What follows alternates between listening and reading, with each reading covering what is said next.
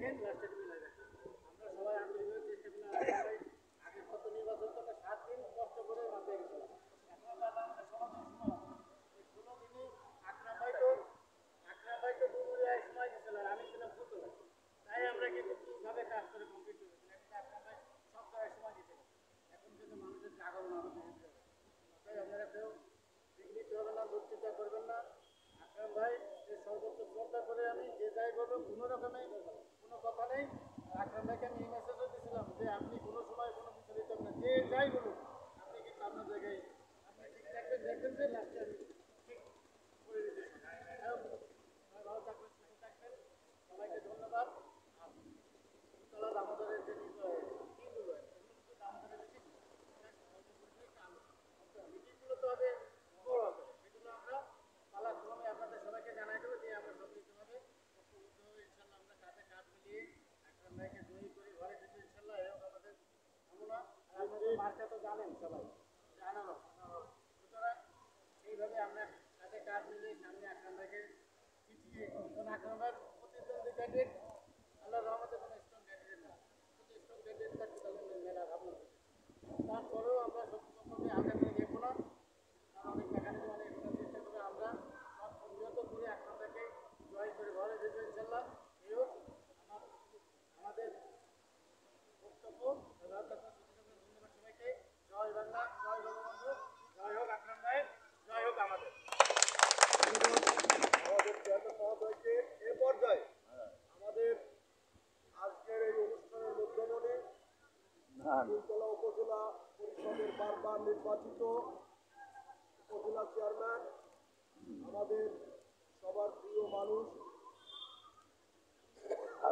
আগামী উপজেলা পরিষদ নির্বাচনের আনারস প্রতীকের প্রার্থী আলহাজ শেখ আকরাম হোসেন সাহেব আমাদেরকে নির্বাচন সংক্রান্ত দিক নির্দেশনা বক্তব্য দিয়ে উদ্দীপিত করবেন আমি ভাইকে তার মূল্যবান বক্তব্য রাখার অনুরোধ করব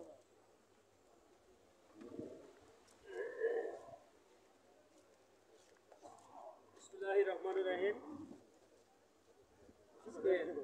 আমি তো এই সভার সম্মানিত সভাপতি উপস্থিত সর্বস্তরের নেতৃবৃন্দ ও আমাদের কর্মী ভাইয়েরা সবাইকে সালাম শুভেচ্ছা আসসালামু আলাইকুম রহমতুল্লাহ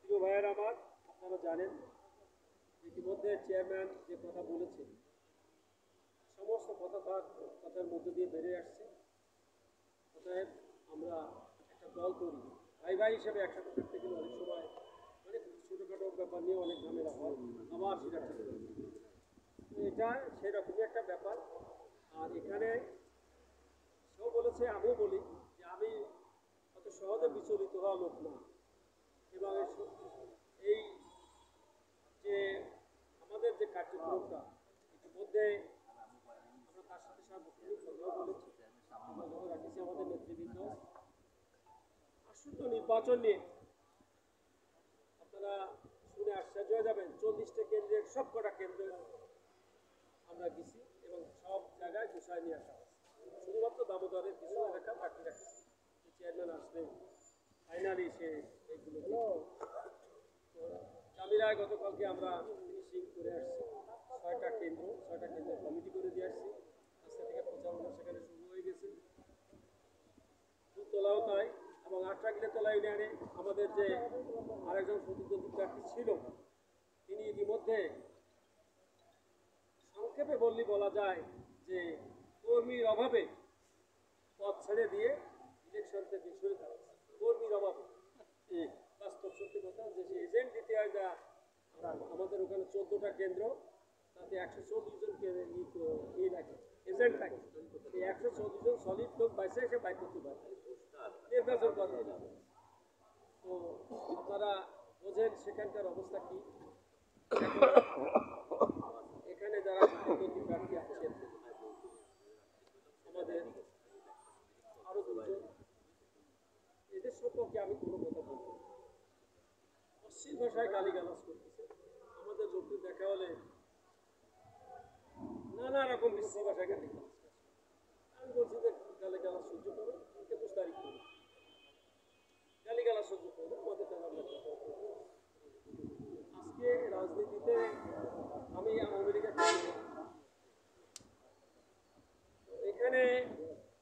যেহেতু আমাদের দল এবার কোনো প্রার্থী দেয়নি, কোনো প্রার্থীকে মনোনয়নও দেয়নি, কোনো মার্কাও দেয়নি, একটা নির্বাচন সুষ্ঠু অবাধ করার জন্যে তারা বিরোধী দলকে আহ্বান করে এখানে একটা ক্ষেত্র তৈরি করার জন্য চেষ্টা করেছে। কিন্তু সরকারের সেই দলের সেই প্রচেষ্টা সার্থক হয়নি। জামাত যদিও নিবন্ধিত দল নয়, তারপরেও বিএনপি এবং জামাত এই নির্বাচন বয়কট করে। এখানে হুমকি ধামকি দিয়ে তো কোনো লাভ হবে। জনগণ কি চায় একটু যে শুনে দেখুন। তাদের জনগণের যে শোনার যে ভাষা, সেটা কান পাতে একটু শুনে আসুন, দেখবেন কি বলতে চায় তারা।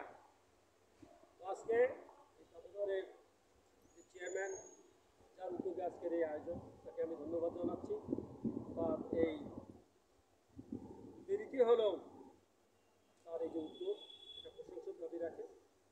এবং আগামী 21 তারিখে আমার মনে হয় আমি প্রায় প্রত্যেকটা কেন্দ্রে গিয়েছি, 40টা কেন্দ্রের কোনো জায়গায় একটা প্রার্থী জয়লাভ করবে বা কাছাকাছিও থাকবে এরকম কোনো সম্ভাবনা নেই।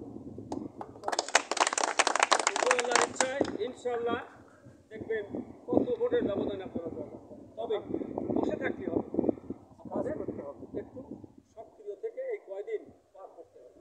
আপনারা জানেন যে বিগত নির্বাচনে, জাতীয় সংসদ নির্বাচনে অনেক কথা হয়েছে, অনেক কথা বলা বলি হয়েছে, অনেক কিছু আমরা বলেছি। সঠিক কথাটা ওই নির্বাচনে কিন্তু আমরা জয়লাভ করেছি, এটাই বাস্তব, এটাই সত্য। এবং সে জয়লাভের মাত্রা প্রায় 13,000 ভোট ছিল। সেখানে ঠিক তার উল্টোটা করে 13,000 ভোটে আমাদের হারায়। আমি সেদিনকে মনে পরশুদিন শিরোমণিতে কর্মী সভায় ওই উপরওয়ালার কাছে নালিশ করেছি, যিনি এই 1 লক্ষ লোকের মান সম্মান ক্ষতি করেছে, তাদেরকে অপমানিত করেছে, নিশ্চয়ই উপর আল্লাহ আমাদের কথা ডাক শুনবেন এবং যিনি এই কাজ করেছেন তার বিচার হবে। দেরিতে হলেও তার বিচার হবে এবং আমরাও দেখে যেতে পারি ইনশাআল্লাহ।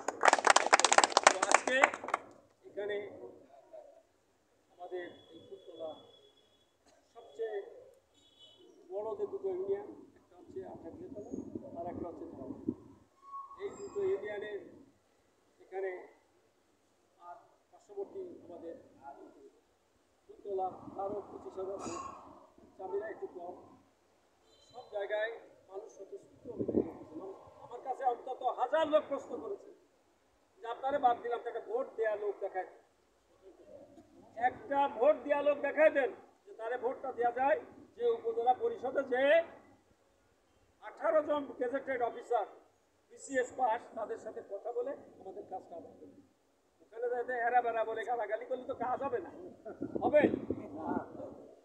আজকে মানুষ হয়ে গেল চিন্তা করছে যে আমি একটা জায়গায় যাবো, সেখানে গেলে তারপরে কিভাবে কথা বলতে হয়, কিভাবে যেতে হয়, কিভাবে কি করতে হবে, এ সম্পর্কে যিনি ইউনিয়ন পরিষদের মেম্বারও দিতে পারেনি কোনোদিন, সে ইউনিয়ন পরিষদের চেয়ারম্যান আগেও তারপর উপজেলায় যায়, কোনো কিছু তারা মানতে চায় না।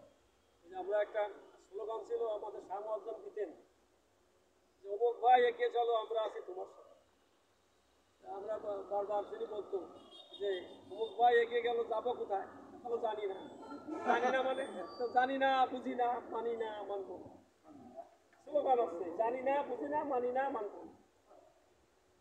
কিছু বললে, কথা বললে যদি কেউ উদ্যোগ না করে বা অশ্লীল ভাষায় দেখাতে করে, তার সাথে কথা বলা যায়, আমরা চুপচাপ আছি।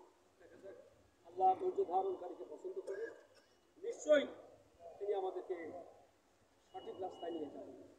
আজকে চেয়ারম্যান আমার ছোট ভাই, সে দীর্ঘ সময় আমাদের সাথে কাজ করেছে এবং 2বারের চেয়ারম্যান।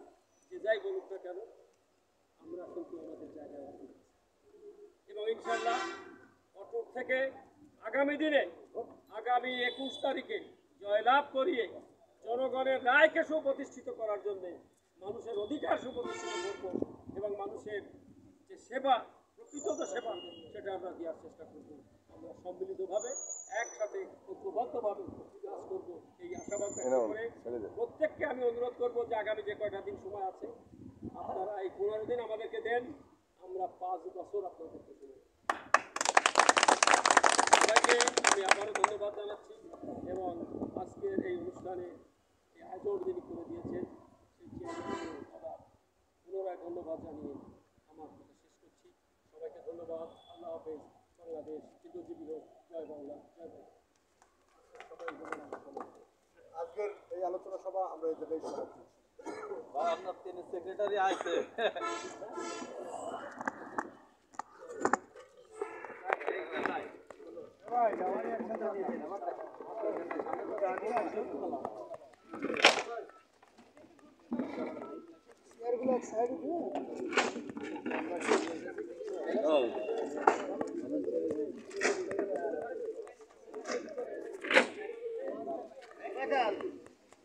মেরে কো কার্টুনটা খুলে